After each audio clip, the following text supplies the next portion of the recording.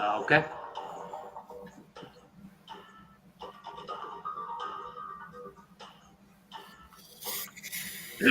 Welcome to the Sports Angle on PR Connections Radio, the voice of new media. I'm your host, Ian Rakelli. You know, it's been a fantastic time to be a sports fan. You got what's going on with MLB. Congratulations to Albert Pujols, 700 home runs, 4 to ever do it. Aaron Judge as well, shout out to him. Shohei Ohtani, 200 strikeouts and 35 home runs in a single season. Wow. NBA season, they're going to be starting their preseason very soon. NHL just started their preseason. A lot to cover on the NHL side of it. But of course, it is football season.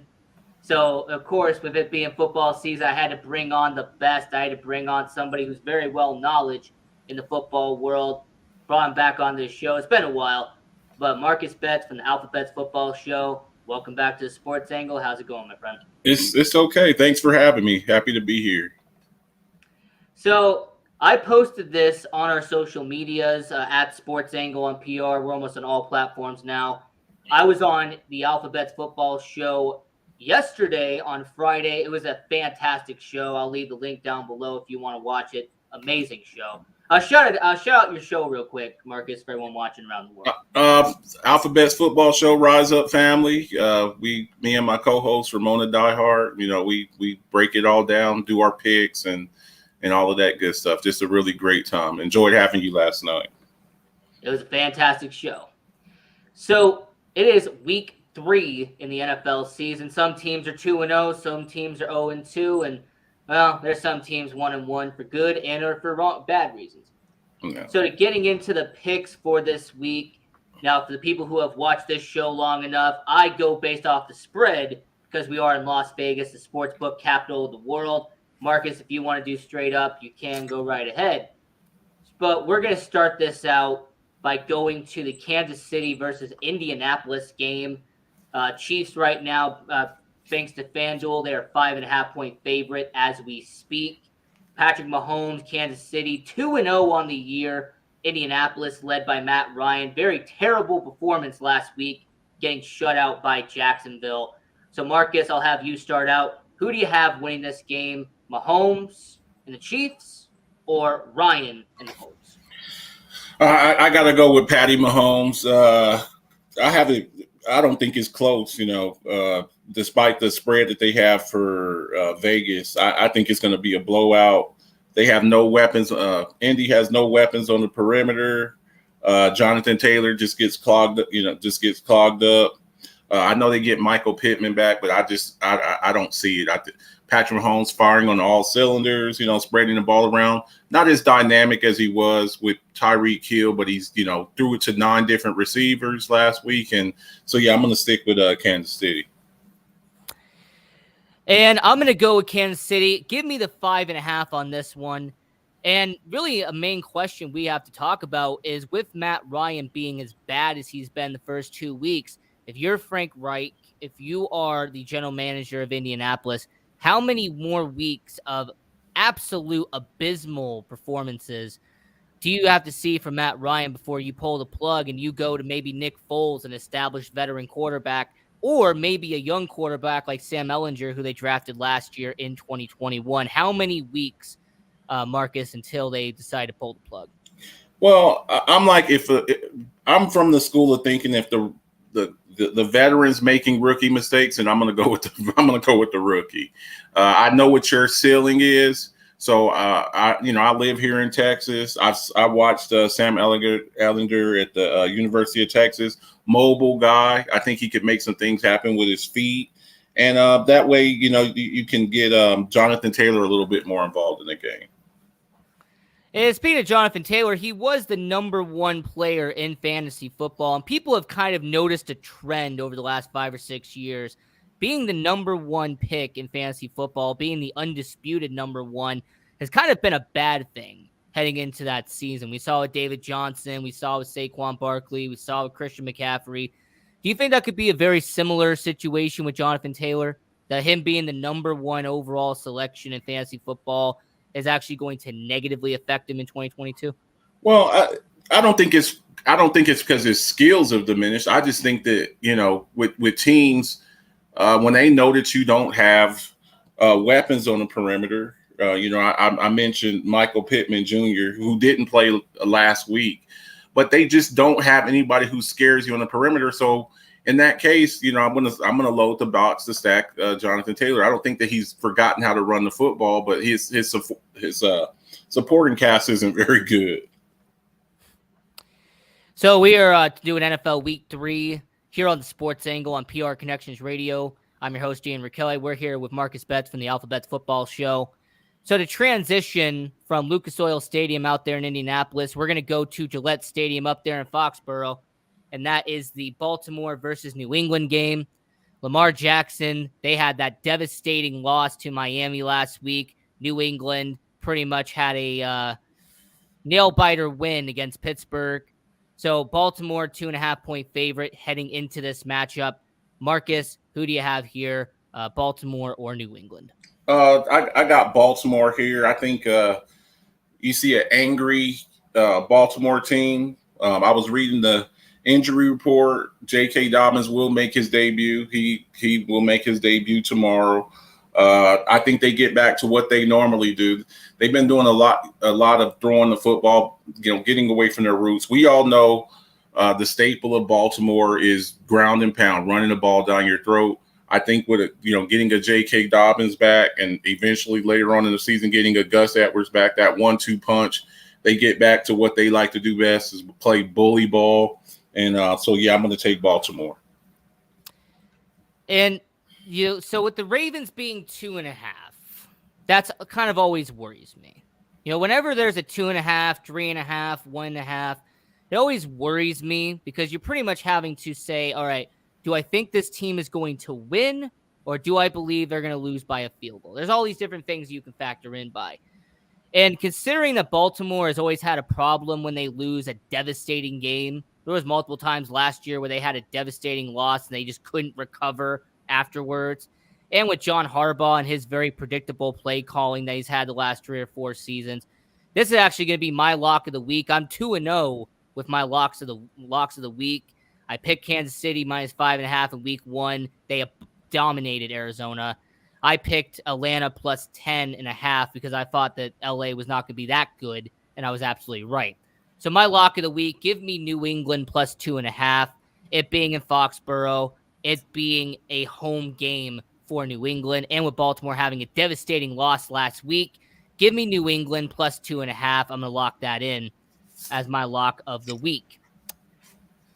So going from Gillette Stadium, going from the Northeast, from New England, we're going to travel down. We're going to get our Boeing. We're going to travel to Chicago. We're going to go to Soldier Field as you have the Houston Texans. Lovie Smith taking on his former team he coached for many seasons, and that's the Chicago Bears. Right now, the Bears are a 3-point favorite in this matchup. FanDuel, thanks for the information on that. So, Marcus, Houston, Chicago, 3-point spread for this one. Who do you have winning this matchup? You're going to go with the Texans and Davis Mills, or are you going to go with Justin Fields and the Chicago Bears? Battle of 2 quarterbacks from last year's draft. We had talked about this last night. You actually got me off the got me off the fence on this one here. I'm going to take Houston. Lovie Smith revenge game. They did him kind of dirty after he took them to the Super Bowl, lost that Super Bowl against Peyton Manning. I'm going to take Houston. I think they get back on track. I think you see a lot of the rookie Dameon Pierce and a lot of Brandon Cook. So I can see them rebound in this game. So, these 2 quarterbacks, they were taken last year in 2021. And to kind of, bring this, back to what I did last year, we were doing the 2021 NFL Draft live stream here on the Sports Angle. And I had Trevor Lawrence at 1, Justin Fields at 2, and Davis Mills at 3. I was very high on Justin Fields, very high on Davis Mills. He came from Stanford. The Pac-12 is in my backyard. I see it every single Saturday. So Davis Mills and Justin Fields, if it was up to me, Justin Fields should have gone to the Jets at 2. Davis Mills should have gone to the 49ers at 3. But that's not what ended up happening. So considering all of those circumstances, Lovie Smith is always going to be a Chicago legend. He coached at University of Illinois. He coached the Chicago Bears, got fired after a 10-6 season. Should have never happened. So give me the Houston Texans. I will take them +3 in this matchup. And then the Houston Texans in a surprise twist will be 1-2, and the Chicago Bears will be 1-2 at the end of this game. And, you were talking about David Montgomery earlier this week. We had the conversation on another show that we have done as a collaboration. And you were making an argument that he is a top 10 running back in the NFL. How about you explain why you believe he's a top 10 running back in the NFL? Because I look at tape. I remember him coming out of Iowa State, a big bruising type back with great hands. I call him a poor man's Najee Harris. I just think that, again, we were just talking earlier about Jonathan Taylor. As a running back, you're very dependent. When you don't have, receivers on the outside that can threaten the defense, it makes life extremely hard for you. As a person who played running back, I can vouch for that. I think that's the main issue. I just think that, you look at people like Mooney. I mean, that's about all he got, in a bunch of tight ends, Cole Kmet, but nobody who really threatens a defense. So, yeah, I think very highly of David Montgomery. He's just kind of stuck in a situation where they don't have very many weapons on the outside. So I'm going to play hypothetical here. I don't like to, but I'm going to for this argument's sake. Let's say you take David Montgomery and you put him in Buffalo. You take David Montgomery, you put him in Baltimore. You put him in a system that needs that type of running back, where you could get a top 10 running back in the NFL. Would he then be considered higher than, on the back end of a top 10 running back? Yes, I think he would. I think he would be. Again, a San Francisco. You put him on a San Francisco. You put him and play. You just mentioned Buffalo, where they have a outstanding. Put him on Miami with Waddle and Hill. I think the narrative totally changes with him there. So yeah, I just sometimes you're just kind of stuck in a situation. I know Chicago has a lot of salary cap space next year. Hopefully they can address the wide receiver position. And I'm glad you brought that up, because it's going to kind of segue to what I was about to say next. Ryan Poles, Matt Eberflus. I need to say this real quick. As a Chicago Bears fan, I'm very vocal about being a Bears fan as the host of the Sports Angle on PR Connections Radio. You're going to have $141 million. It's about to be around there projected next season. Cody Whitehair is probably going to be the only person that's going to get paid over $10 million next year, if I saw that correctly. If I'm the Chicago Bears, if I'm Ryan Poles, there is 2 musts you got to do. 1, I'm getting the 4 best offensive linemen I can find. All right, I'm going to go get a Trent Williams. I'm going to go get somebody that's going to be the best of the best to protect Justin Fields and open up running lanes for David Montgomery. 2, I'm getting a number 1 wide receiver. I'm getting someone that Justin Fields can just say, hey, go long. I'm going to make sure you get the ball. Because you're Chicago Bears, you have that much money. And also, I think I saw in 2 years, in 2024, they're going to have about $190 million. Now, granted, that's going to depend on what they do the offseason before. But when you have that much cap space in the NFL, you need to take advantage of it. You need to get great players. Defense has kind of always been what they build during the draft, so I'm not going to worry about them spending money on defense. Your offense is what you need to get done. Ryan Poles, I think that what he's doing in Chicago is amazing. I think that this offseason he is going to put together a great team in Chicago. I believe in Ryan Poles. Now, I think you also could might even have more money than that, and maybe some more draft capital, because I believe by the trade deadline I could see somebody like Robert Quinn being moved for some extra draft capital. So it's the future is definitely bright for the Bears. The future is bright in Chicago. Just do not build a dome, whatever you do. Do not listen to the mayor of Chicago. She doesn't know what she's talking about anyway. Do not build a dome in Chicago. You're going to ruin everything. Now, moving on to the next matchup, doing our NFL picks for week 3 of the NFL season here on Sports Angle on PR Connections Radio with your host, Ian Rickelli. We're here with Marcus Betts from the Alphabets Football Show. And this one is a close and personal one, being in Las Vegas, being in the backyard of the Sports Angle on PR Connections Radio, the sports entertainment capital of the world. You have the 0-2 Las Vegas Raiders. You have the 0-2 Tennessee Titans. Raiders 1.5-point favorite going into Nashville. So, Marcus, who is going to get their first win of the season? Is it going to be Derrick Henry and the Tennessee Titans, or is it going to be Davante Adams and Las Vegas Raiders? I got to go with Vegas on this one here.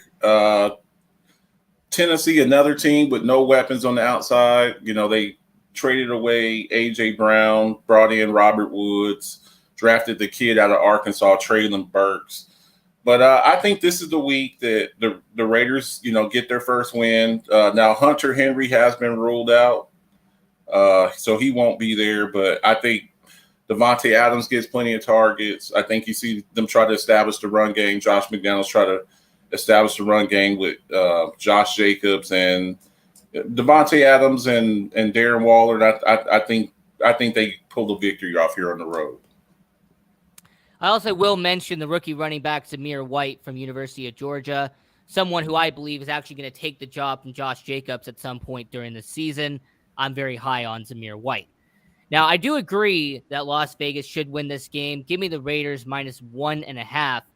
In fact, I'm actually going to give a little bit of a prediction here. I believe Daniel Carlson is actually going to win the game for Las Vegas. It's going to come down to a field goal. He is very clutch. Right behind Justin Tucker, in my opinion, I have Daniel Carlson at number 2 when it comes to a clutch field goal when you need it the most. So give me Daniel Carlson. Give me the Raiders 1-2 on the year. Maybe they can start to rebound for 2022. The next matchup, Marcus, is a matchup that many people are going to watch. Going to be the game of the week. Is going to be a fantastic matchup, and that is going to be the Buffalo Bills and the Miami Dolphins. Now, right now, the Bills are a 4.5-point favorite. FanDuel right now giving us that information.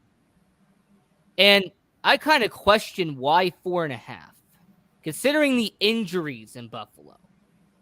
4.5, that's kind of suspicious, don't you think? I do. You know, going into the season, the Buffalo Bills are everybody's darling, favorite pick for Super Bowl. They're starting to suffer some injuries. I looked at the injury report. Micah Hyde went on the injury report today. They're saying he's out for the year. No Jordan Phillips, no Ed Oliver, Trey White. He hasn't played this season. Gabe Davis, he didn't play last week. Their number 2 receiver, he's supposed to come back this week. I don't see it. I think Miami is tired of being bullied by the Bills in the AFC East. They made some moves, going out and get a guy like Tyreek Hill to pair with Jalen Waddle. Picking up a running back, some good running backs, and Chase Edmonds and Raheem Mostert. I think Miami pulls this off at home. So, I understand that the injuries are a problem. I acknowledge the injuries. But what I won't do is all of a sudden jump and be like, Miami's going to dominate this game. Miami's going to absolutely annihilate Buffalo. No. I ain't going to go there. Josh Allen, Stephon Diggs, you still have all these weapons out there in Buffalo. The offensive line in Buffalo, I actually would take over Miami's. When it comes to the offensive line, Miami still has an unpolished offensive line. The running game is still not good enough in Miami. I don't see a running game out there in Miami. You can give me Chase Edmonds, you can give me Raheem Mostert, but it's not good enough.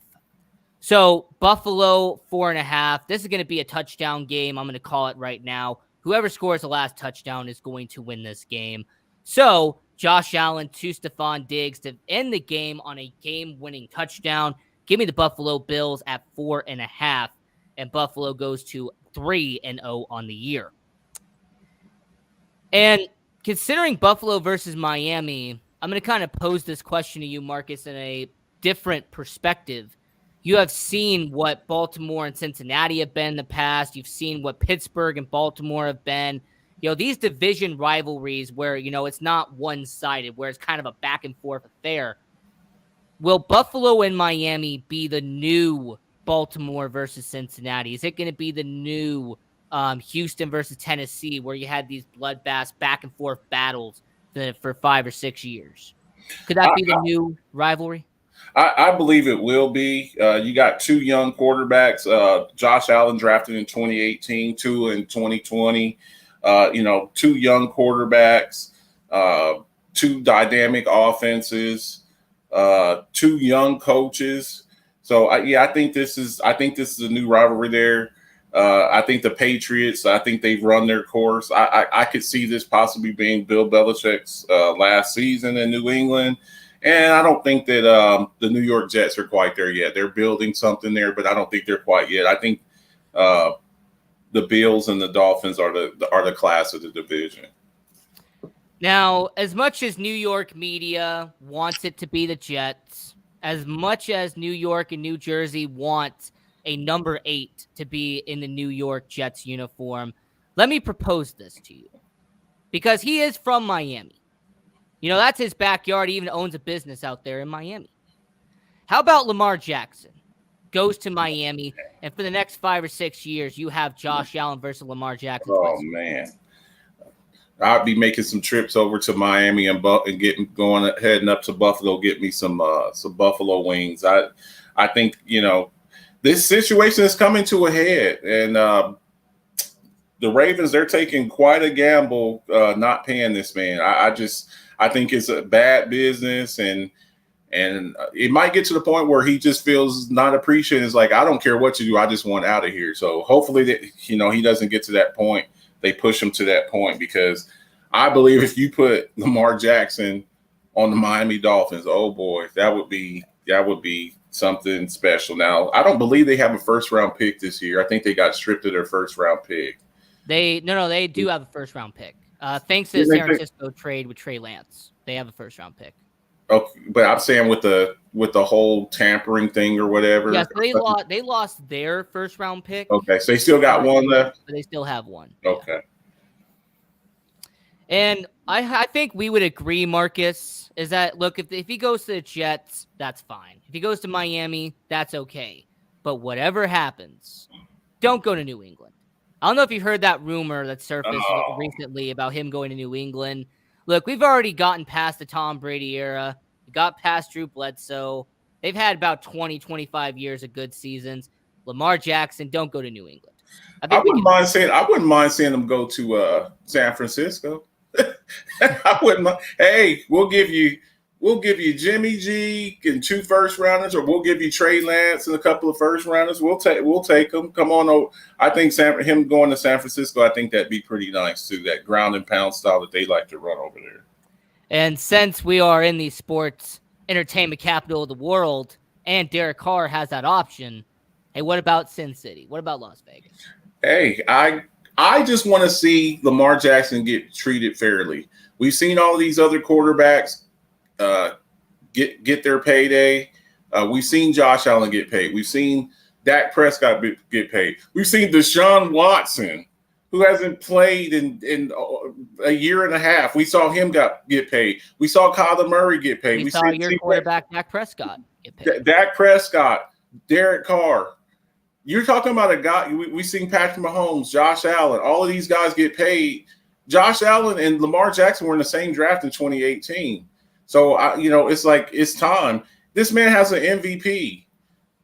He has an MVP. He has 11 100-yard rushing games, surpassing Michael Vick. It's like, come on. He has 2 1,000-yard rushing seasons as a quarterback.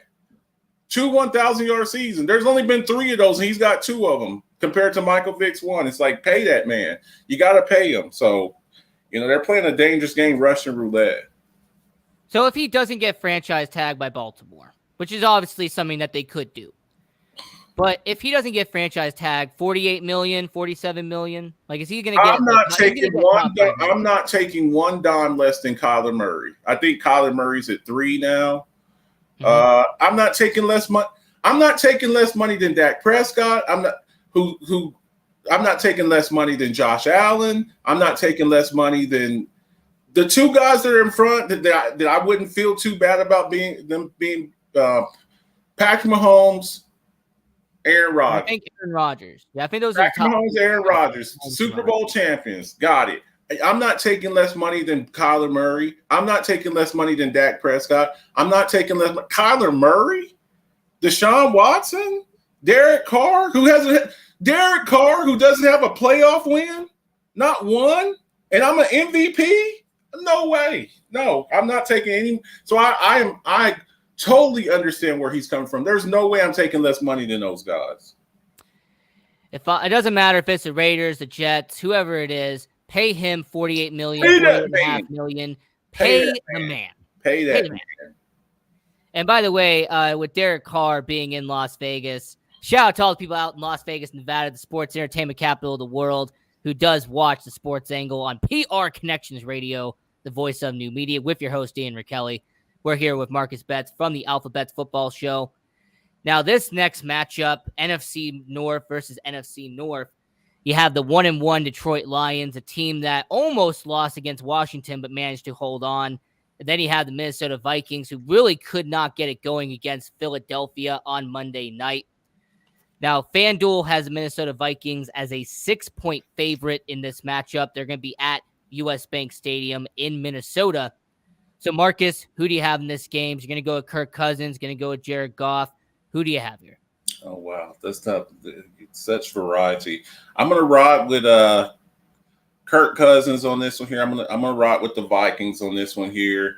Kirk Cousins looked terrible last week. He looked absolutely terrible.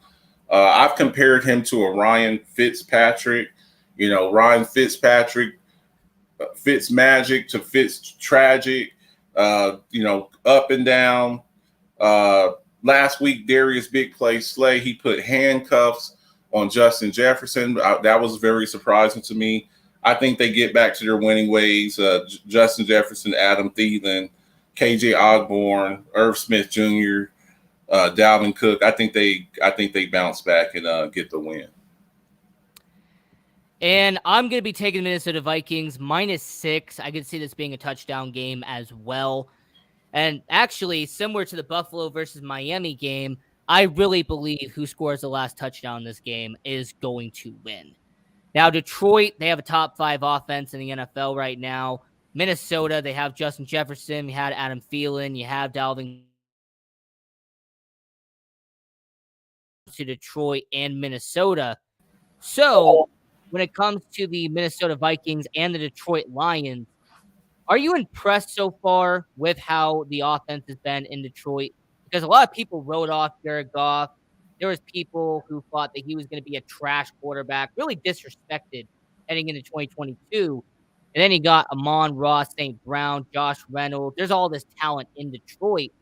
So, you know, is this going to be an offensive game where it could be 40, 45 points? I like what Detroit has done. I'm still not sold on Jared Goff, but they do have some young pieces over there. You look at a guy like DeAndre Swift, the backup running back, Jamal Williams, as you mentioned, Amon-Ra St. Brown. They got Jamison Williams coming back. I think he's dynamic. They're going in the right direction. And, you know, of course, number 2 overall pick, Aiden Hutchinson, you know, staying in Michigan and wrecking havoc over there on the defensive side of the ball. And Dan Campbell, he brings a fiery personality. He's got those boys fired up playing, you know, with his coaching style, kind of like the way he played, was a tight end in the NFL. And I like what he's doing over there. Former Miami Dolphins coach. Former Dallas Cowboy. Yeah, he was a former Dallas Cowboy tight end and New York Giant, former Miami Dolphins coach. I like what he's doing over there. He's putting together a good culture over there. And, you know, it's kind of interesting when you really put into perspective, you know, Aiden Hutchinson, 2nd overall, if politics hadn't gotten involved, and if there wasn't the hatred with Trent Baalke and Jim Harbaugh, he really should have gone number 1. I mean, we both know he should have gone number 1, but of course, Trent Baalke didn't want to draft a Jim Harbaugh guy, so they took Trayvon Walker instead. So the next matchup, doing our NFL Week 3 picks here on the Sports Angle on PR Connections Radio, the voice of new media. I'm your host, Ian Rickelli. We're here with Marcus Betts from the Alpha Betts Football Show. Cincinnati Bengals 0-2 on the year, taking on the New York Jets, or as we call them on this show, the New Jersey Jets, who are 1-1 on the year after beating Cleveland. Cincinnati's 6-point favorite, FanDuel, as they have them there. So who do you got in this matchup, Marcus? You're going to go with Joe Burrow? You're going to give him one more shot? Or is it elite quarterback? Is it Joe Flacco time?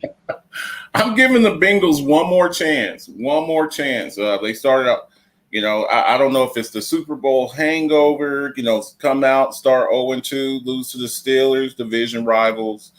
That kind of got me off guard. And then the losing my Cowboys, they still have offensive line issues. I know they went out and spent a whole bunch of money, got one of my former Cowboys, Leo Collins, but it just 13 sacks in 2 weeks, seven week one to the Steelers, 6 to my Cowboys, but I'm going to give them one more chance. I think Joe Burrow and Jamar Chase get rolling. They got to pick it up. You're last place in the division right now, so I'm going to give Cincinnati one more chance. So it was kind of difficult. I had to go back and forth. I mean, Bengals are a 6-point favorite, and with them being 0-2, that's a real big question mark why it's a 6-point favorite. But similar to you, Marcus, I will give Cincinnati benefit of the doubt. I will give Cincinnati one more opportunity to be the team they were last year. But with hindsight, Marcus, Penei Sewell. I said it. That's who I gave really them. Could have gone to Cincinnati. I thought that they should have. I know it's not a fancy, it's not the flashy pick. When you have a franchise quarterback, when you're able to get your franchise quarterback, your very next priority is to protect him. They did a movie on this called The Blind Side. You go and get him some protection. That's just what you do. So, Penei Sewell, he ended up going to the Lions, I believe, and look how well they're playing now. And I get it. Arguably a top 2 offensive line in the NFL. It's Cleveland and Detroit, pretty much. You see what the Chargers are doing, drafting a guy like Zion Williamson and Rashawn Slater. You got it. These young quarterbacks, you better protect them because they start getting hit too much and they get ruined. We've seen guys like a David Carr, Derek's brother with the Houston Texans. I mean, this guy, he nearly got killed over there. So, hindsight's always 20/20. Then they've had a lot of success with Jamar Chase, but I thought the correct pick was Penei Sewell. Now, I'm an old school guy. It wouldn't look that way because of my age. I'm still a young baby face, but I'm an old school guy. To me, the offensive line is the most important position in football. If you don't have an offensive line, you're going to kill your quarterback, you're going to kill your running back's knees, and your wide receiver's not going to have time to get down the field. Yep. So, with that being said, and by the way, the Penei Sewell, he has actually a brother right now, Noah Sewell, who is at Oregon right now. He's projected top 5, top 10 pick in the draft next year. So, shout out to that family out there, University of Oregon. So, yeah, give me the Bengals -6 over the New York Jets. Now, this NFC South matchup, I don't really know what I can say besides Jameis Winston. You really need to win this game because you're supposed to be comeback player of the year. There are a lot of people put you as an odds-on favorite to be comeback player of the year. And with the Saints being a 2.5-point favorite, we saw what happened to them against Tampa Bay last week. And if they don't get this going, could it be time to, I'm not going to say move on from Jameis Winston, but would it be time to say, you know what, Taysom Hill, Andy Dalton, we have some options besides you. If we're 1-2, would those discussions start popping up? I believe they do. We've seen Jameis Winston, they've given him some talent over there. He had talent in Tampa Bay when he went number 1 overall. 30 touchdowns, 30 interceptions. He had a guy like Mike Evans. He had a guy like Chris Godwin. He had a guy like Brashad Perriman. OJ Howard as well. OJ Howard, a first-round pick. He's had weapons around Ronald Jones. Then you get to New Orleans. You have Jarvis Landry and Michael Thomas. He comes back, and you got Chris Olave. Kamara didn't play. Kamara didn't play last week. I think they missed him there, but he has weapons around him, and a guy, a gadget guy like Taysom Hill that you can line up at running back, run some wildcat stuff, tight end. So he's got some weapons around him. It's now or never for him, in my opinion. And I did just notice that, yes, Andy Dalton, he was a Bears quarterback. He was a Cowboys quarterback for like a minute before he got absolutely obliterated and nobody came to his defense.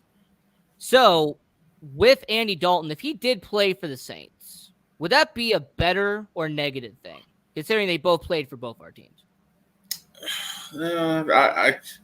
I've never really thought much of Andy Dalton. What they need is a steady hand there. That division, the Tampa Bay is on the decline, in my opinion. They've lost all of their receivers. Mike Evans suspended tomorrow. Chris Godwin, he's injured. They brought in Cole Beasley, Russell Gage. They brought in a whole bunch of people. We know what we think about Atlanta and Carolina. That division can be had. All you need is a steady quarterback play, and Jameis doesn't seem to be doing that. So I don't think if he can't do it now, then win. So what is your prediction? Carolina, New Orleans, who do you got? I'm gonna stick with Tampa just because Tom Brady. When they get everybody back, Godwin's coming back. Evans, he's just suspended for a game. I like Leonard Fournette. So I mean, the defense is playing better. So I'm still gonna ride with Tampa Bay in the South. And I'm gonna go with Tampa Bay. And I understand and I acknowledge that Tampa Bay does have a top 2 defense right now. Granted, they took on your Cowboys and they took on the Saints. So maybe that's just a red herring and maybe it's just smoke and mirrors. But they do have a top 2 defense right now. So, give me New Orleans in this matchup, -2.5. I could see it being a field goal. And give me Tampa Bay for a division as well. And moving over to the NFC East, your division, this is going to be a game you're probably going to be paying close attention to, and that is the Philadelphia Eagles and the Washington the Washington Commanders. And you have the Eagles 6.5-point favorite, thanks to FanDuel for that information. So, Marcus, you have Jalen Hurts. They had a statement victory against Minnesota on Monday night. Washington Commanders, they lost to Detroit, almost came back and won it. And you have Carson Wentz, who is second in the league right now in passing yards. And he's going to be playing his former team in the Philadelphia Eagles. So, Marcus, who you have win this game in Maryland? You have Philadelphia and you have Washington. I'm going to roll with Philly here. I like what Jalen Hurts is doing. He has gotten better. Bringing in a guy like A.J. Brown, second year of Devontae Smith, Dallas Goedert, Miles Sanders. I like what they're doing on offense. Then on the defensive side of the ball, you have 2 top cornerbacks. Like I mentioned earlier, Darius Slay, he put handcuffs on Justin Jefferson last week. James Bradbury, drafting a space eater like Jordan Davis, University of Georgia, and his buddy, Nakobe Dean. Fletcher Cox still over there. I like Philly. I think they get after Carson Wentz, and before they couldn't hit him in practice, he had the red jersey, and I think they'll be more than happy to sack him 5 or 6 times. So I'm going to go with Philly on this one. Well, he'll have a red jersey on in this game, just a different red jersey. Right. Definitely. Give me the Eagles. I see this being a 2-touchdown, maybe even 3-touchdown game.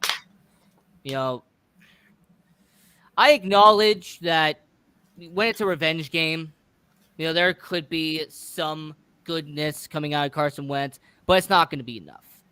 So give me the Eagles. Give me 6.5 on this one. And, moving over and kind of, transitioning over, this is actually a game that I believe Marcus and we might disagree on, but that's okay. and that is the Jacksonville Jaguars, and that's the Los Angeles Chargers. Now, depending on who's at starting quarterback, if it is a former Chicago Bears quarterback in Chase Daniels, or if it is one of the best quarterbacks in the NFL today in Oregon Ducks legend Justin Herbert, right now the Chargers 3.5-point favorite playing at SoFi Stadium. Marcus, who do you have in this matchup? The Jacksonville Jaguars or the Los Angeles Chargers? I like what Doug Peterson's doing with those guys over there. He's got Trevor Lawrence playing very well. James Robinson's running the ball extremely well. Number 1 pick, Walker. He's playing outstanding. Josh Allen, defensive end, Josh Allen. But I like the Chargers. Lost in a heartbreaker last week. But, like you said, Justin Fields, he's up in the air this week with a fractured cartilage. I've never heard of that. I've heard of torn cartilage, and I've heard of broken bones. I've never heard of broken cartilage, but that's neither here nor there. I think he plays tomorrow. I wouldn't play him if I were them. I would let him sit out this week. I think that they can still beat him with Chase Daniels. I think you see a lot of Austin Eckler. Keenan Allen will be back this week. Mike Williams put on a show last week. The tight end Gerald Everett, he showed out a little bit, but I want to see that defense step it up. Having Joey Bosa and Khalil Mack, he had a sack last week. I want to see more from that defense. Derwin James, I got the Clippers in a close one, especially if Justin Herbert doesn't play. So I'm actually going to take the Jaguars plus 3.5 because of 2 reasons. One, if Chase Daniel is the starting quarterback, if the Chargers do play it safe and they have Herbert sit out this week, which I totally would recommend, then I could see it being a field goal game, which means I win either way. So if the Chargers win by a field goal, then I'm taking the Jaguars plus 3.5. The Jaguars pull it out and win the game, well, then I win plus 3.5. So I'm going to take Jacksonville. I'm going to take the spread on this one. I see it being a very close game. And this is going to be the game of the week, according to a lot of media outlets and a lot of people in the sports realm. And that's because you have Super Bowl champion Tom Brady and you have Super Bowl champion Aaron Rodgers. You have 2 of the best quarterbacks in the modern era playing against each other, Green Bay versus Tampa Bay. Tampa Bay 1-point favorite right now, brought to you by FanDuel for that information. So you have the Tampa Bay Buccaneers 1-point favorite, and this could be potentially the last time you see Aaron Rodgers versus Tom Brady ever. So Marcus, who do you have in this matchup in Florida? Tampa Bay -1. I'm taking Tampa here, and mostly because Aaron Rodgers has nobody to throw to. Sammy Watkins was put on the IR today. I mean, he has no receivers. Well, he does have somebody himself. Yeah, pretty much. I expect Green Bay to try to run the ball, probably use Aaron Jones out the backfield, try to pound the ball with A.J. Dillon. But I think Tampa pulls it off. I think you see a lot of Leonard Fournette. They've signed Cole Beasley. He came off the practice squad. There is no Mike Evans because he's suspended. No Chris Godwin. But I think you'll see Russell Gage and Rashad Perriman. I think that they show up in this game and give the Bucs a close victory. So the Green Bay Packers, as much as my life goal is, I'm going to eat healthy, I'm going to drink right, I'm going to make sure that I take care of myself so I can see the Green Bay Packers go 0-17. As a Bears fan, I hate them that much. But it's not going to be realistic. I have the Green Bay Packers. I'm going to take the +1 on this one.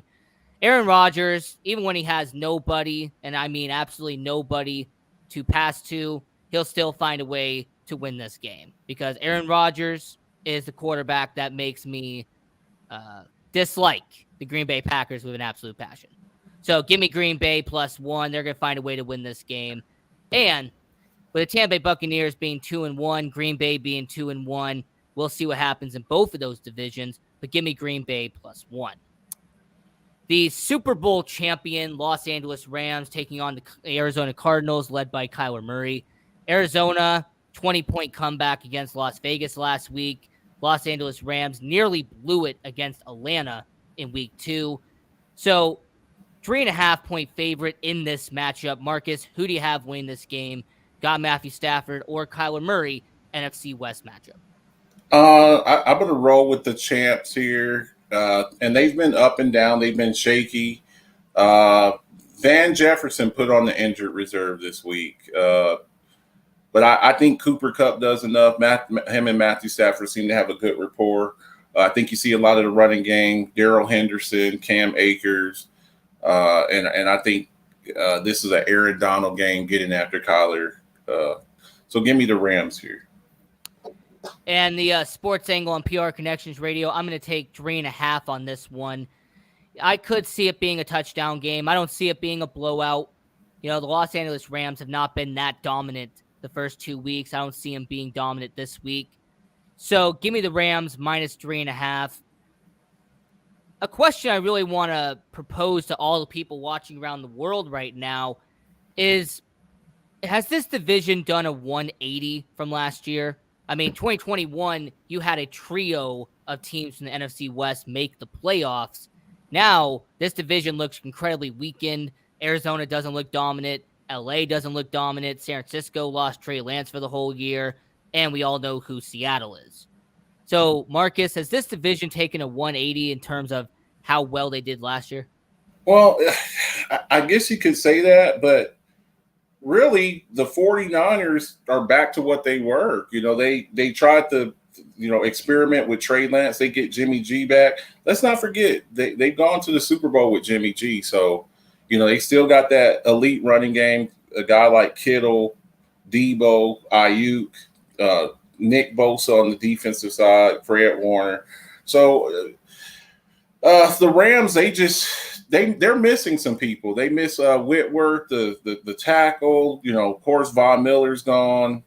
Eric Weddle as well. Eric Weddle, Odell Beckham Jr. So I think that they're, they basically bought a Super Bowl last year and got some guys, some mercenaries over there, and some of them retired and got hurt. I think they're starting to see the results from that. So I guess you could say that. I mean, the Rams are not as good as they were last year. I think that's pretty self-evident. Doing our NFL picks here on the Sports Angle on PR Connections Radio, the voice of new media. I'm your host, Ian Rakelli. We're here with Marcus Betts from the Alphabet Football Show. And speaking of the NFC West, we're going to stay there for a minute because you have a battle of two of the worst teams in the NFL. This matchup is going to put people to sleep in the Pacific Northwest and in the South. You're going to have the Atlanta Falcons and the Seattle Seahawks. Seahawks 1-point favorite in this matchup being played at Lemon Field in Seattle. Marcus, I don't care about this game. I know you don't care about this game. I know the world doesn't care about this game, but somebody has to win it. Who's it going to be? I'm taking Atlanta. They played very well. I mean, they just find ways to lose at the end. They nearly beat the Rams. Marcus Mariota, Oregon legend, Marcus Mariota, he's playing exceptionally well. Going back to Seattle, to the Pacific Northwest. So I'm gonna go with Atlanta here. I think they get their first win. A lot of Cordarrelle Patterson, the rookie, Drake London. And I thought, Geno Smith had his 15 minutes of fame. They wrote me off, but I didn't write back. Anyways, give me Atlanta on this one here. So I'm going to take Atlanta +1, but I'm going to propose this question to all the people watching around the world. Most people talk about the Super Bowl, the Super Bowl preview during the regular season, but instead, is this going to be the number one pick? Are we going to see whoever loses this game is going to be the number one pick? Oh, I think Seattle's definitely the worst team in the league. But Atlanta's not much better, but I think they're just a smidgen better than Seattle. So this could be a fight for to see who gets that number one pick. Now it is way too early to do it. CJ Stroud. It's way too early to do it. Well, you think he's going to be the number one pick, Ohio State? Yeah, I think CJ Stroud will probably be the number one pick. I actually disagree on one reason, because I actually don't think a quarterback's going to go number one next year. Oh, okay. No, actually, when I was looking at the NFL draft and seeing who could be taken, I actually have seen what Will Anderson has done on the defensive end for Alabama. And to me, he looks like the most dominant player entering the draft next year. So give me Will Anderson. Okay. So we have 2 games left talking about the NFL Week 3 here on the Sports Angle on PR Connections Radio. I'm your host, Ian Rakelli. We're here with Marcus Betts from the Alpha Betts Football Show. San Francisco versus Denver. Jimmy Garoppolo, Russell Wilson, they faced off in the NFC West countless times, but now he is in Denver. 49ers, 1.5-point favorite, brought to you by FanDuel. Marcus, who do you have in this game and why? I'm taking the 49ers. They got their captain back. Unfortunately, Trey Lance lost for the season. I think you see the 49ers go back to their root, ground and pound. A lot of Jeff Wilson Jr. with Elijah Mitchell out, Deebo Samuel, Brandon Ayuk, George Kittle comes back off the PUP list. Give me the Niners. I think this is going to be a tale of 2 stories here. You're going to see San Francisco. I'm taking them -1.5. They are going to be your NFC West champions. Jimmy Garoppolo has been there for multiple years. The defense looks like top 2 in the league. Granted, they took on Chicago and they took on Seattle, but right now they look like a dominant defense in San Francisco, similar to what they had 2 years ago, 3 years ago.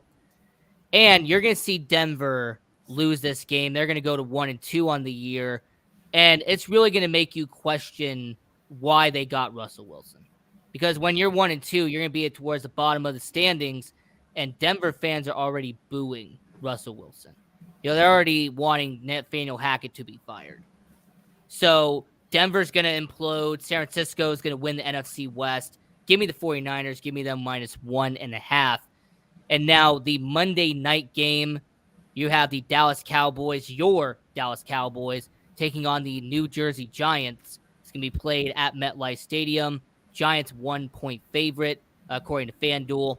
So, Marcus, are you going to go with your Cowboys? You're going to go with Cooper Rush? Or is it Daniel Jones, and the New Jersey Giants winning this game? I'm going to stick with my Cowboys. Not so much because of Cooper Rush, although he played very well last week. I'm impressed with this defense. I think Micah Parsons is having a defensive player of the year type season already. 4 sacks already. Trey Diggs, he's playing outstanding. And, the running game with Zeke and Tony Pollard. But I think they get after Daniel Jones. I have no respect for New York's passing game. Kenny Golladay is MIA, $72 million, an absolute waste. And I think the Cowboys, I think the defense wins the day for them. I think they go there and Micah Parsons gets another 2 or 3 sacks in this game and they get the victory. So not only am I picking the Giants at -1, I also see Daniel Jones doing what he did last week. He was passing the ball to 7 different receivers. It wasn't just going to one guy. He spread it out the entire game. Saquon Barkley, the running game, he looks kind of like what he was in 2018. Not as explosive, but he is getting the ball down the field. And Brian Daboll, he's brought over a lot from Buffalo. Like, the scheme in New York is looking very similar to what he was doing in Buffalo with Josh Allen. So give me the Giants. They're going to be 3-0 for the first time in nearly 15 years. And I will say that the New York Giants could be the NFC East champions if the Philadelphia Eagles do not take over that division like they are advertised to. So give me the New Jersey Giants. Give me them as a 1-point favorite. And I kind of want to toss this out here because I know you're a Dallas Cowboys fan, and everybody here who watches the show for a long time knows that I hate 2 teams in the NFL. I hate the Green Bay Packers, And growing up in Texas, I hate the Dallas Cowboys. So when it comes to the Dallas Cowboys, if they don't make the playoffs this year, is Mike McCarthy done? No doubt about it. I think you have a possible replacement with Dan Quinn with what he's done with this defense. Moving Micah Parsons all over the defense as a chess piece, defensive end, linebacker. They have him playing some coverage, but they're using him a lot as a pass rusher this year. He's Dan Quinn looks really good, and then you always, we keep hearing rumors. Sean Payton and the lurking in the shadows. So I think it's NFC Championship or bust for Mike McCarthy. Even though losing Dak Prescott, I think this is it. If they don't go make a deep playoff run, I think that's it for Mike McCarthy. All right, follow up to that, and this is going to be, of course, speculation always. But I have said on this show multiple times that Dallas Cowboys, their biggest problem is at the top. I have said before, and I'll say it again, as long as Jerry Jones is owning the team, I don't think they're going to win a Super Bowl anytime soon. That as long as you have him at the top, as long as you have him as the big boss, the Dallas Cowboys, his ego is going to get in the way. And Stephen Jones is just like him, too. That's what's really scary. Stephen Jones is a lot like him. They call him Cap Boy here in Texas. How did that whole Amari Cooper trade work out? He looked pretty good with the Browns the other day, right? They gave him up for a 5th-round pick. Yep, they pretty much gave him up for 2 picks. Absolutely right. It's very similar to here in Las Vegas. I've used this parallel countless times. When Al Davis passed away, Mark Davis took over, and yet they still haven't won a Super Bowl. So, Al Davis passing away, Mark Davis, he isn't exactly like him, but there are some characteristics he did get from his dad. Stephen Jones taking over, yeah, it might not be as big of an ego as his dad is, but he's still going to have some of those characteristics. He still is going to play the team similar to what his dad did. So Dallas Cowboys fans is going to be a very long time. I mean, heck, I might have kids, Marcus, and they probably still are not going to see a Dallas Cowboys Super Bowl. So we'll see what happens there. Now, I'm going to address this comment because somebody did mention it. Yes, did I pick the Broncos to be the best in the West heading into this offseason? Yes, I did. Do I think they're going to implode on themselves? Yes, I do. Because the Denver Broncos, Russell Wilson, he has not been the answer. He has not been the elite superstar quarterback that he was supposed to be. In fact, I'm going to toss it out here. I think Russell Wilson actually could be the problem in Denver. Not Nathaniel Hackett. I think Russell Wilson could be the problem. Well, I think it is Nathaniel Hackett. He got an advisor today, got a new offensive advisor. With the weapons that Denver has, these guys should be putting up at least 35 points a game. When you got a guy like Cortland Sutton and Jerry Jeudy and Hamlin and Albert O, Devontae Williams, Melvin Gordon, and you're still losing games, I think that's a schematic failure. But I don't really feel bad for Russell Wilson because he put it on himself. I mean, he wanted out of Seattle. I have family up in Seattle. They told me the story. There's a reason why he got booed when he went back to Seattle because he forced that trade. He wanted to leave. So I don't feel bad for Russell Wilson. He got paid handsomely. I don't feel bad for him at all. Now, we're going to be getting towards the second hour here on the Sports Angle on PR Connections Radio, the voice of new media. I'm your host, Ian Rakelli. We're here with Marcus Betts from the Alphabets Football Show.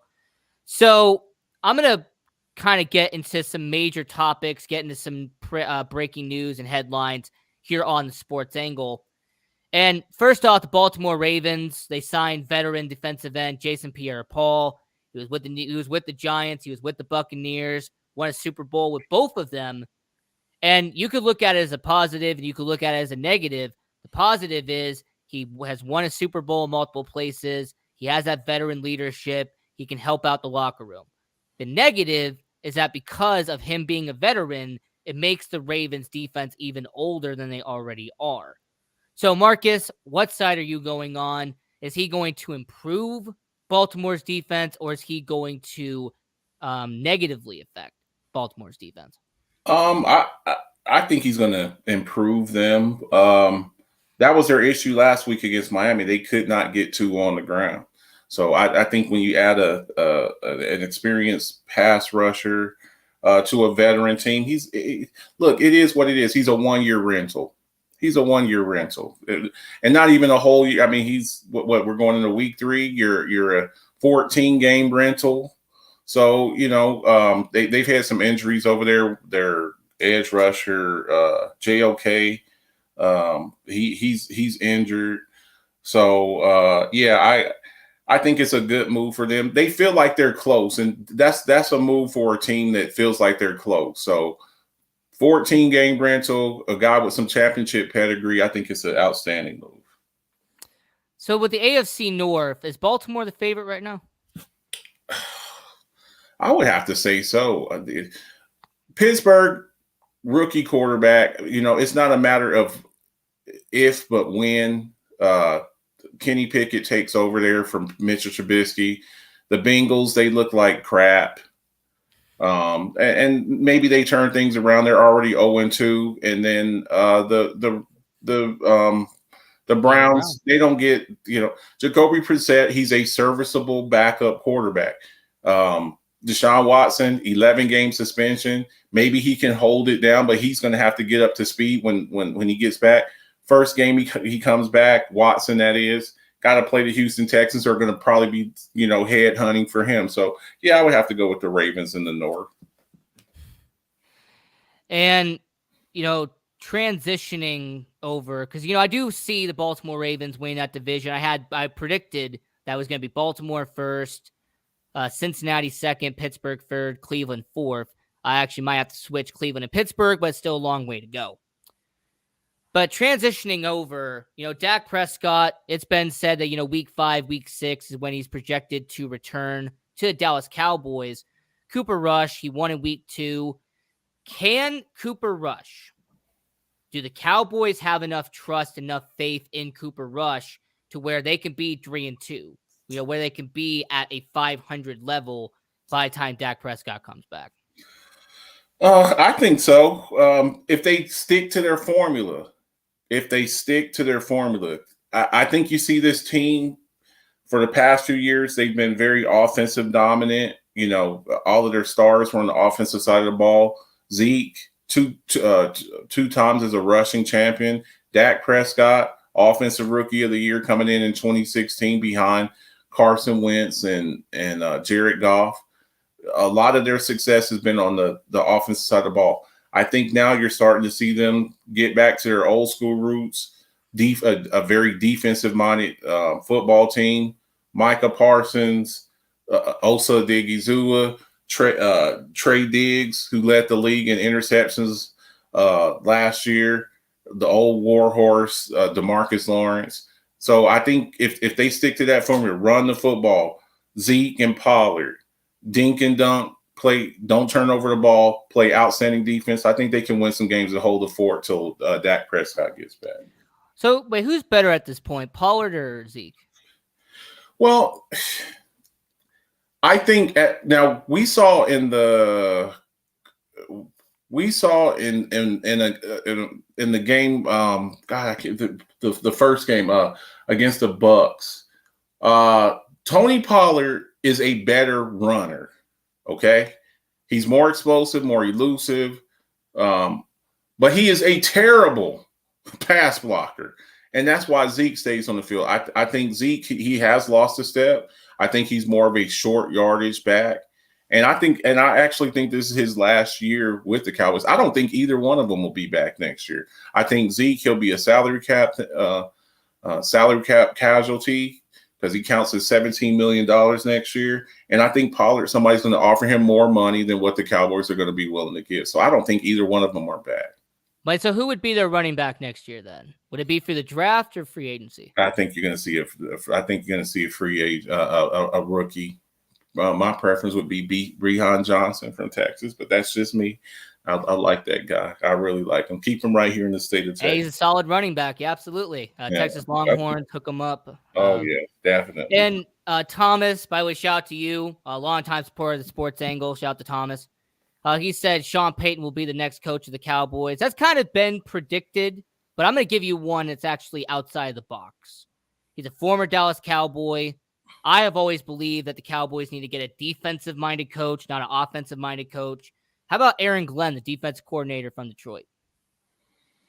He's from here. He's from he actually played here in El Paso at UTEP. So, yeah, I don't know. I think Jerry – I think he really likes Quinn. If he can't get his hands on Peyton, I think Quinn is the coach next year. He has really turned that defense around. And then here's what people keep forgetting about the whole Sean Payton thing. And I don't think people know this, but I'll enlighten you. To get Sean Payton, he's still the Saints still own his rights. He just retired. So you would still have to compensate the Saints. So and I don't see them giving up draft picks. I don't see them giving it. Now, if it's just money, pay off his contract, okay. But if they're talking about, well, we want draft picks, I don't think that'll happen. So Sean it would be Payton, similar to the Raiders and the Buccaneers. They had to trade Gruden. Yeah. I don't see Jerry. They don't like giving up draft capital. If the Saints are saying, hey, pay off the rest of his contract, or just pay us, $10 million. Okay. If it's just money, I think Jerry will do that. If they say, we want, 2 first rounders or a second and a third, I don't think it'll happen. So it just all depends on what type of compensation the Saints are looking for. And, I mentioned Aaron Glenn for a reason because, Detroit, out there 1-1 in the season. And I've said this on the show, and I want to know if you are on the same level or maybe if you disagree.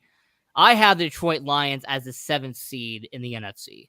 I think that if you go 9-8, I think you could be the 7th seed in the NFC. It's a very weakened division. It's not as dominant as the AFC side of it.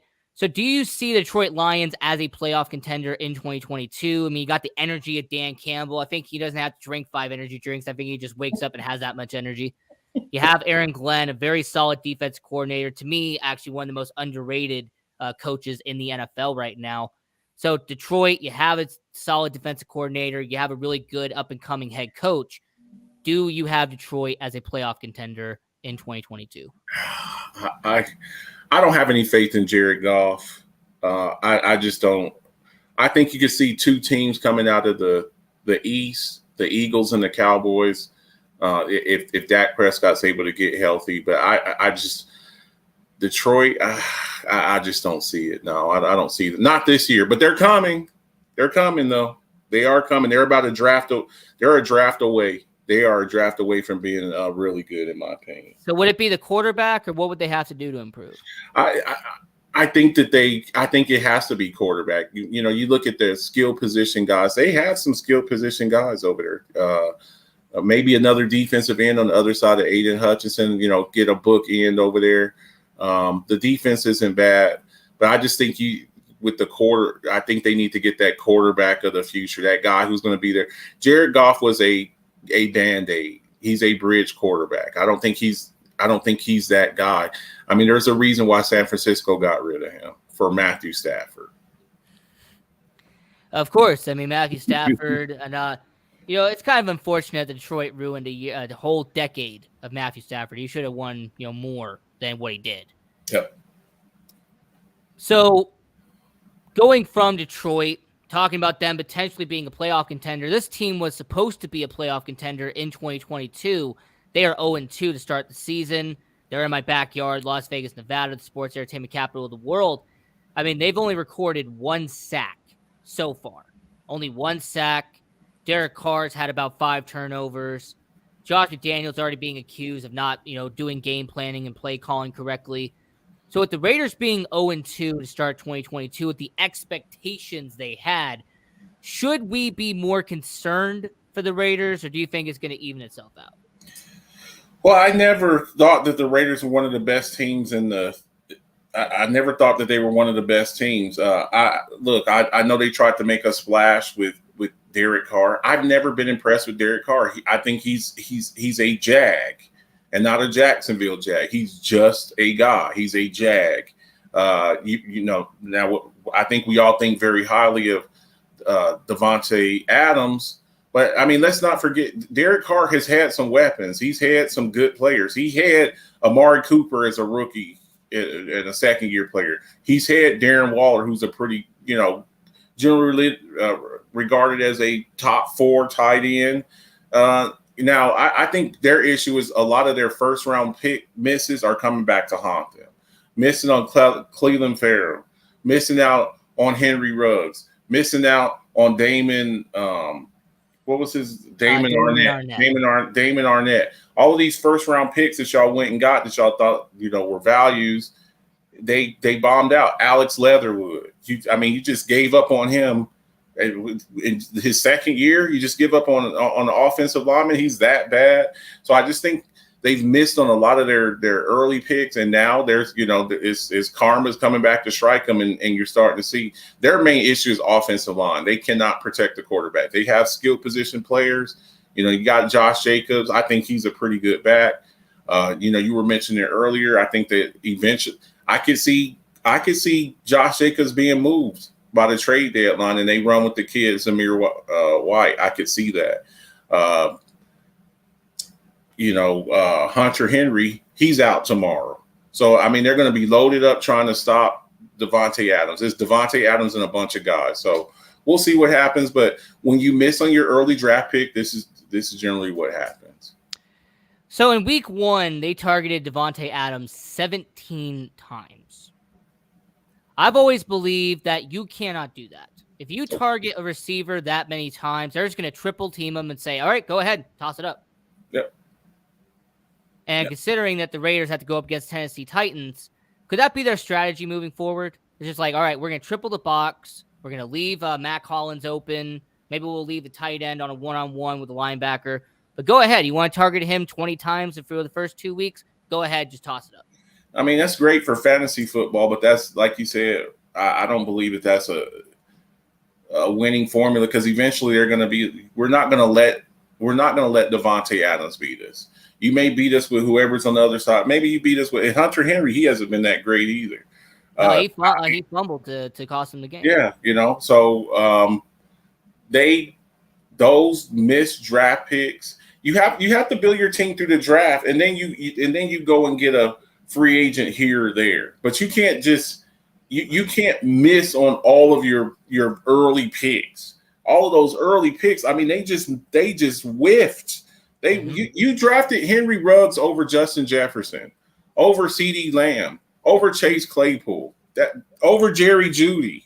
You can't do that and think you're going to have sustained success. So when you miss like that, it hurts. So it's just coming into fruition now.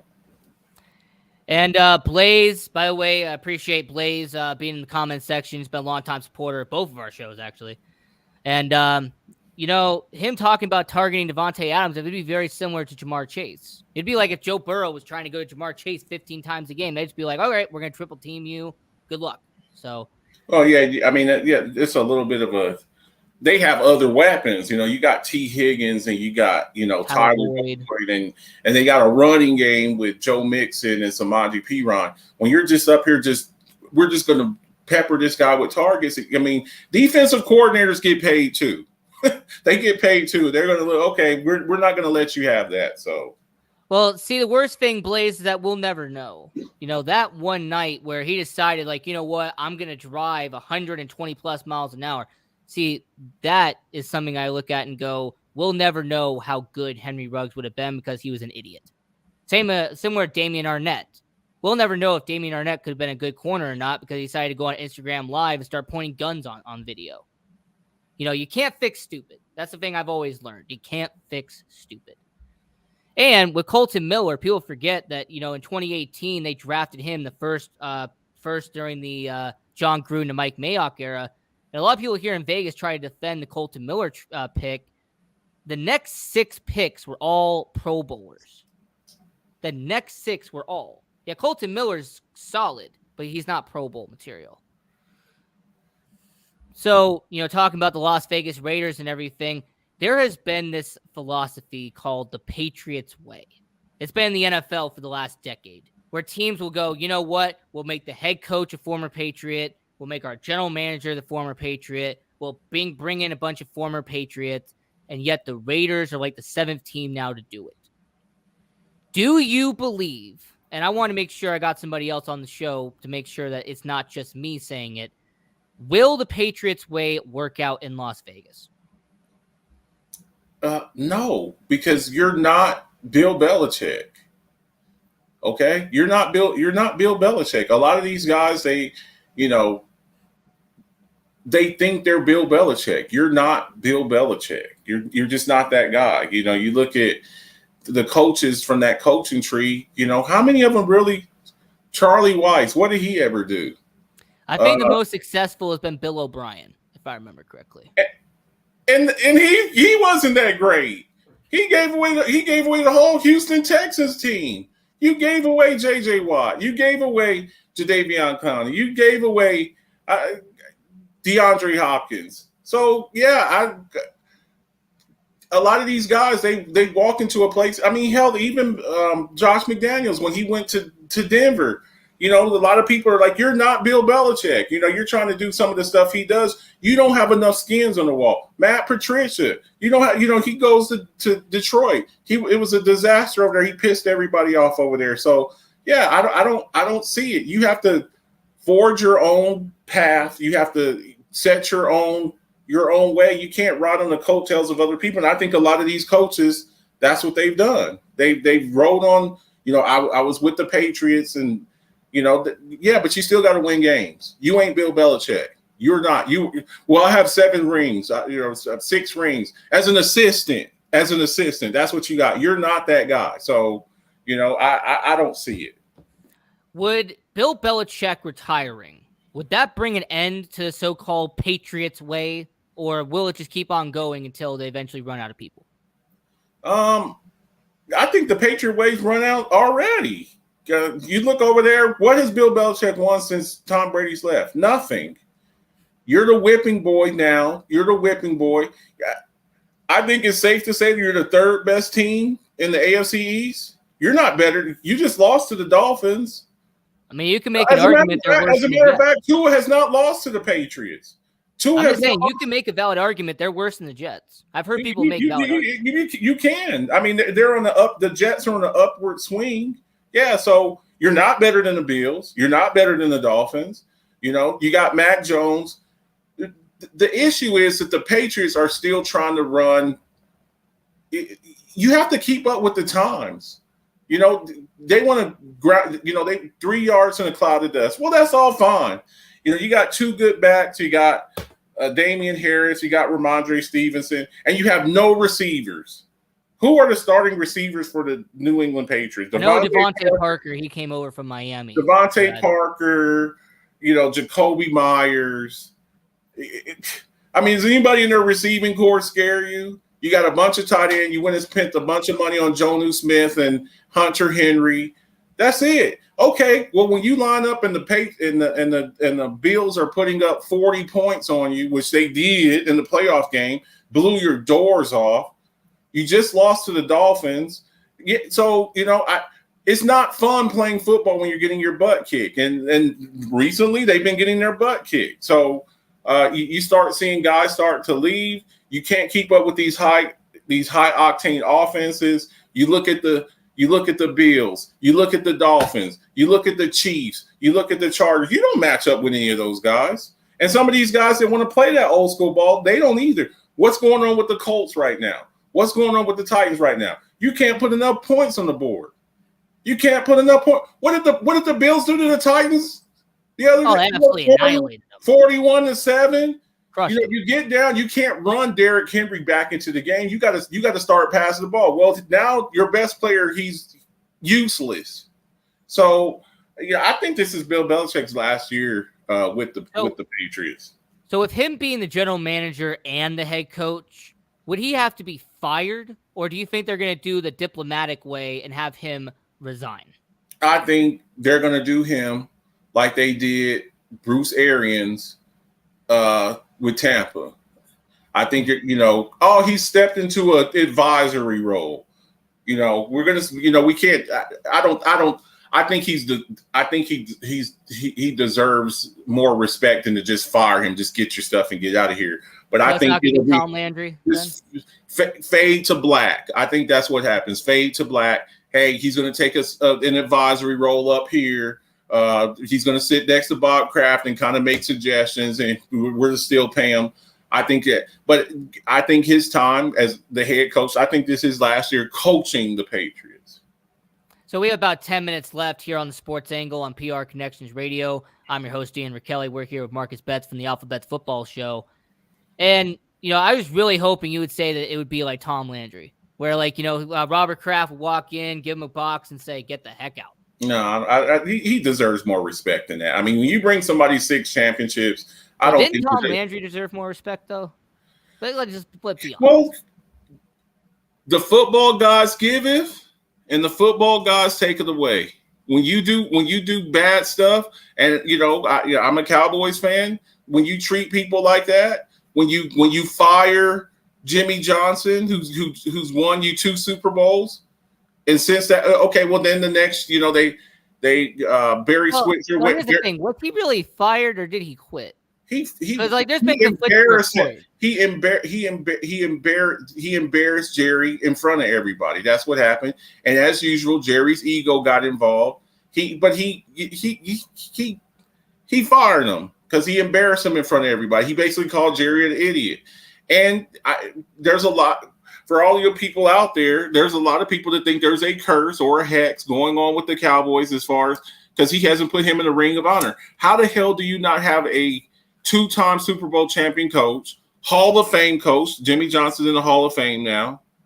How do you not have him in the Cowboys Ring of Honor at the stadium? I think he's in 2 Hall of Fames, isn't he? College football and pro football? Yeah, but he's not in the Cowboys Ring of Honor. He should be. Yeah. And until you do right by that man, nothing is going to be a hex. It's a hex. Until you do right by him, you're not going to, nothing good is going to happen. So, we talked about Jerry. I think a lot of stuff is not going to happen until, and I don't wish bad on anybody, and especially death, but he's going to have to go to the other side before some things happen. Not wishing death on anybody, of course. And by the way, our Twitter at Sports Angle on PR, they asked, what did you mean by conflicting reports? Well, here's what I meant by that with Jerry Jones and Jimmy Johnson. At the beginning, Jimmy Johnson was like, I had a 5-year plan. I was going to be here for 5 years and I was going to dip.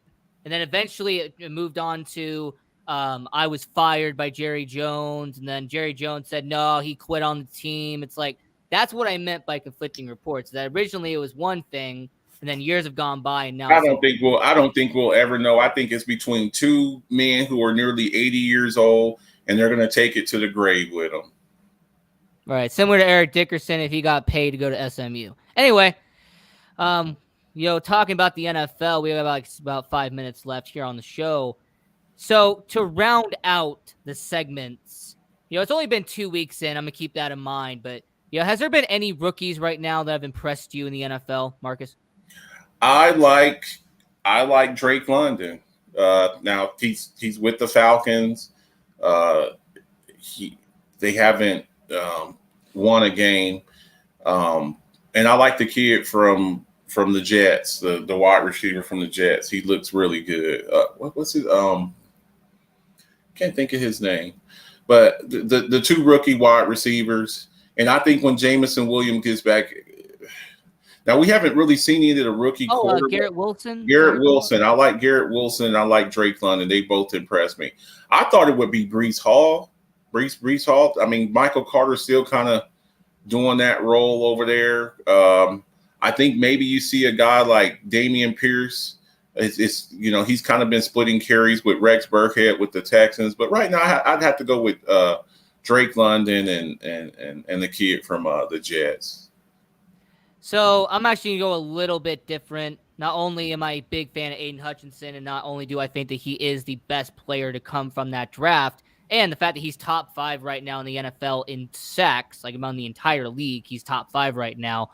Aiden Hutchinson would totally be number 1. But based off of what we saw last week against the Cleveland Browns, give me Ahmad Sauce Gardner. To me, Sauce Gardner, he could be one of the best defensive backs in the NFL if you give him time. Well, he's gonna get his chance this week. He's gonna get his chance this week. Are you gonna see some receivers this week? He's definitely going to. So yeah, give me Sauce Gardner, give me Aiden Hutchinson. Derek Stingley, surprisingly, has been pretty well as well for the Houston Texans. But one name that really hasn't been brought up, and yes, I know offensive tackles are not flashy. I understand offensive tackles, they don't get really any credit. But the offensive tackle, Keem Iquinu, I think he's actually been pretty solid. In fact, I saw plenty of highlights from that game, and he was always everywhere around. So I'll say offensive tackle-wise, he definitely is there. Tyler Smith has played very well. He led the nation in holding penalties last year with Tulsa. Mm-hmm. He's looked, Tyron Smith goes out, he comes in. He was supposed to play left guard this year. They moved him out to tackle. You haven't really. If you don't hear about left tackles or offensive linemen as a whole, they're doing a good job. The only time you hear about them is when they're getting their quarterback smashed. So I like some of what I've seen from this guy. Yeah, Tyler Smith, he's going to be pretty solid. I think Charles Cross could also have some potential as well. And yeah, you're right about that. When you hear your name for holding penalties or you're being called or getting beat, or just getting beat and pushed into your quarterback's pocket, yeah. So that was like talking about rookie players, but what about rookie coaches? You got Brian Dabo out there at the New York Giants. I mean, there's some coaches right now like Doug Peterson in Jacksonville, Mike McDaniel out there in Miami. I like what McDaniel's doing. I mean, he's got those boys 2-0. And let me tell you something. If they beat the Bills tomorrow, and I'm not saying, well, I did say that they would, but yeah, you did say I did say that, but I think they win the game tomorrow. We got to start mentioning this guy because he's got those. They're playing with. They got some young kids over there. They really don't know what they're doing. He's got, he's kind of taken Tua under his wing, and we'll see. But I really like what Mike McDaniel's done so far. So since somebody put this in the comment section, like I said, we only got a few minutes left in the show. Now, Brett, we were talking about Lamar earlier in the show, and all of New York media, I don't know if it's because W fan is relied on the Jets or something, but all this week I've heard about the Jets, I've heard about the Patriots, I've heard about the Dolphins, but yet no one's talked about the Giants with Lamar Jackson. So, hey, Marcus, maybe he goes to the Giants at the end of the year? I don't want that. I don't want that. But, yeah, I mean, hey, he's a big market guy.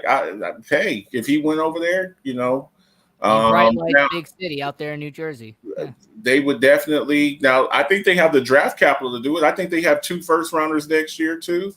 Yeah, you're going to have to give up some – he's going to have to go to a team with some draft capital. Now, understand – the Dolphins, they don't really have the draft capital. I mean, they gave up a lot to get Tyreek Hill.